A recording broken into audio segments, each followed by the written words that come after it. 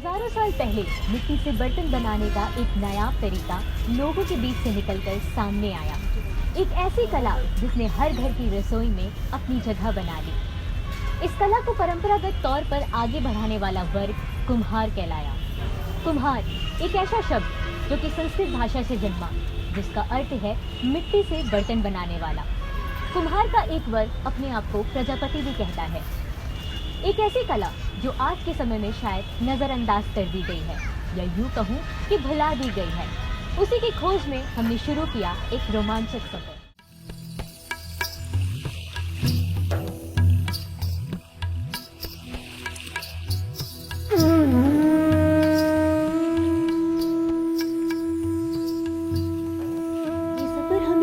प्रतापगढ़ कुंडा की एक छोटे से गांव में, जहां के लोग मिट्टी से बर्तन बनाने में निपुण थे। मिट्टी से बर्तन बनाने की प्रक्रिया को जब हमने समझने की कोशिश की तो हमने पाया कि ये कला जितनी सरल और सहज दिखती है, वह असल में बहुत परिश्रम भरी है। मिट्टी से बर्तन बनाने के लिए कई प्रकार की मिट्टी का प्रयोग होता है, जैसे कि काली मिट्टी, पीली मिट्टी व पिडोर मिट्टी। हमने पाया कि यहाँ के लोग अपने गांव के पास के तालाब से मिट्टी ले आकर बर्तन बनाते हैं, जो कि पिडोर मिट्टी है। मिट्टी से बर्तन बनाने की प्रक्रिया तब शुरू हुई जब ये लोग सूखी मिट्टी को ले आकर घर में उसे तोड़कर उसे चालते हैं। मिट्टी को चालने के बाद इन्हें पानी से भिगोकर साना जाता है और इन्हें सानने के बाद रात भर ऐसे ही छोड़ दिया जाता है। रात भर में मिट्टी थोड़ी सी ठोस हो जाती है, जिसके कारण इसे काट कर फिर से इन्हें मुलायम करने के लिए साना जाता है। मिट्टी सनकर अब मुलायम हो जाती है, जिसके बाद शुरू होता है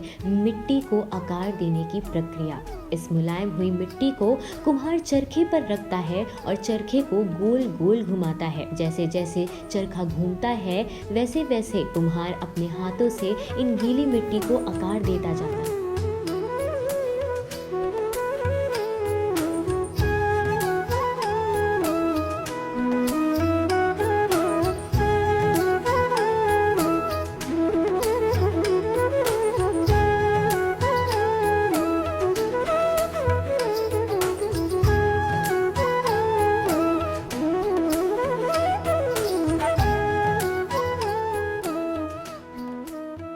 कुम्हार इन गीली मिट्टी को कई प्रकार से आकार देता है, जैसे कि कुल्हड़, गुल्लक, घड़ा, मटका आदि। यूं चरखा चलाकर मिट्टी को आकार देने से ये बर्तन आकार तो पा जाते हैं, लेकिन अभी इन्हें सही ढांचे में ढलना बाकी होता है।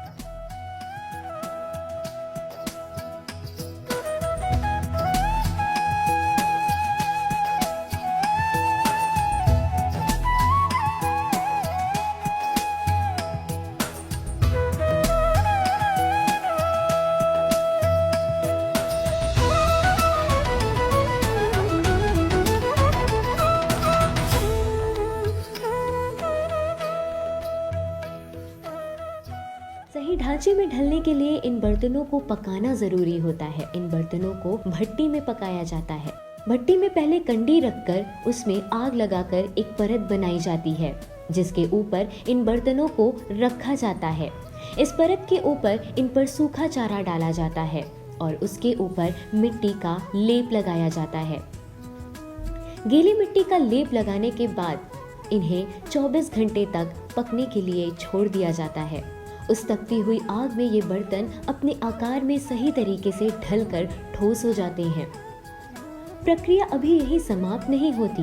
इन बर्तनों के ठोस हो जाने के बाद इन्हें गेरुआ रंग से रंगा भी जाता है। एक प्रक्रिया जो प्राचीन काल से चलती चली आ रही है। एक कला के तौर पर लोगों के सामने आया एक ऐसा नायाब तरीका जिसने हर घर की रसोई में मिट्टी के बर्तनों की एक अलग जगह बना दी। ये मिट्टी के बर्तन कई जगह काम आते हैं। भले ही आज इन्हें नजरअंदाज कर दिया गया हो, मगर कुछ जगहों पर बिना इन बर्तनों के काम पूरा ही नहीं हो सकता। आज भी शादी विवाह, चाय पीने के लिए इत्यादि जैसी चीजों में इन मिट्टी के बर्तनों का प्रयोग होता है।